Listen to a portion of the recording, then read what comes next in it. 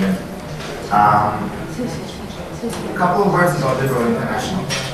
It's not only to say that it is the World Federation of Liberal Parties, but also we should look a little bit in the history and legacy of what Liberal International did in the last 60-something years of existence. Liberal International was founded in 1947, and it is important to underline that it was founded by around 12 parties from mainly Europe. When I say Europe, I mean Western Europe and Eastern Europe, and from Canada, which had the ambition to develop liberalism on international level, but they also had another very important ambition, and that was to stop the spread of communism, to stop the spread of undemocratic tendencies, particularly in Eastern Europe, and to stop the fear of cutting the freedoms of the people. Something that was very crucial in 1947, and which materialized only around 45 years later on, before the Berlin Wall, the freedom of the Eastern European nations, is still an ambition that Liberal International has in a number of countries around the world where we work with people who live in oppressive systems and under authoritarian rule. We started with around 12 members, and now Liberal International is a world federation which has over 105 member parties in 80 countries. All of them working under one banner, and that is to provide freedom, democracy, individual rights, equal opportunities, free market, but also social justice for the citizens in every country in the world. Liberal International in its history had a committee of exiled political parties. This is also important to underline because until 1990, when this committee was disbanded, there were over a dozen parties from mainly Eastern Europe who were part of the committee and who were working in order to change the countries, to change the systems back home. Why do I underline this as an important element? Nowadays, Liberal International still works with exiled parties because we do want to help and assist them in providing them training, in providing them education, but also providing motivation how to continue their work. We do that with exiled political parties from Equatorial Guinea. We do it with the exiled leading movement from Burma, the National League for Democracy. And of course, we work with the exiled political parties out of Cuba, but also with those who are working on the island. Cuba is certainly not the most important country in the world. It's not the largest, and it's not the dominating power. And if the system tomorrow in Cuba will not change, nobody will suffer on the international scene. However, Cuba is a country where the international politics breaches and where different political tendencies tend to find different way of approach and different way of discussion. Cuba is a country where international relations and international politics provokes quite a lot of different approach and debate. You would find Cuba as an issue not only in the United Nations, but also as an issue within the Organization of American States, where it has been recently admitted as a country, but still there is a huge controversy when one needs to discuss about Cuba. Cuba has become an issue which is not only an issue of democracy, but issue of self-determination, an issue of freedom. Recently, we have learned the news that over 50 political prisoners will be liberated. And we have learned this news that the deal has been brokered by the Catholic Church and by the Spanish foreign minister. It was a very interesting development. The same foreign minister who was saying until very recently that we should not focus on democracy and human rights, suddenly is trying to portray himself as the leader and champion of democracy. How comes last year this question was not important and suddenly this year it is very important? Is it an indication that Spain is, or the Spanish government is leading its foreign policy based on the proximity of the national elections? Or is it really that the Spanish foreign policy is based on principle and values? These are the questions that the Spanish foreign minister has to answer. The other question that the Spanish foreign minister has to answer is what is behind this deal? Everybody knows that the regime in Cuba is not only authoritarian, it is not only undemocratic, but it is also extremely corrupt. I'm not going to talk about the interest of the Catholic Church. I think it should not be a point of our discussion and why they brokered the deal. We all have our suspicions, better put them on the side.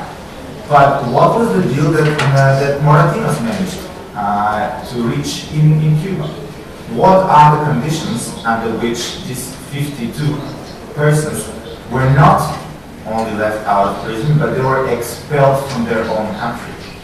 A lot of people said that 52 people have been freed. No, they have not been freed.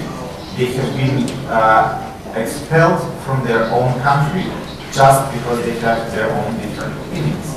And a lot of people around the world said they have been offered to stay together with their families. But it's not only that your closest members of the family are the ones that you should be entitled and have the right to live with. What about their relatives? What about their friends? Why are they continuing to be prisoners within their own country? And why are those who were suffering in jail not going to be able to see and talk to them? Very welcome step that they are not going to suffer anymore.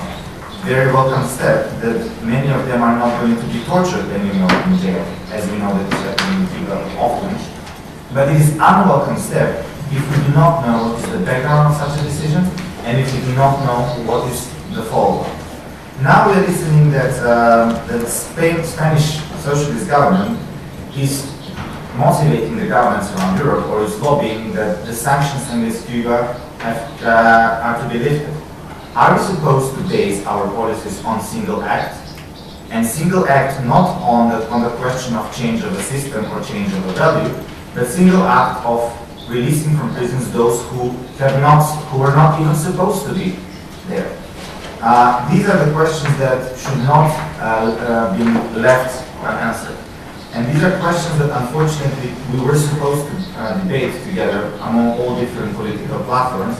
Unfortunately, as you can see on this panel, there are no representatives of the international socialist family. We have learned that they are very busy. We have learned that they could not find a replacement for their Secretary General. And I'm really wondering, in a country where the socialists pride themselves with governing the central government in Madrid and government in Catalonia, that they cannot find a single person who is going to represent them or who is going to say at least the speech or read the speech of their prominent leadership. This indicates clearly that even though publicly the position of the Socialist International and the socialist politician on Cuba are very much in line with what all of us aspire, and that is human rights and democracy, respect for freedoms of the Cuban citizens, in fact, they're not doing their homework. They're not doing their job.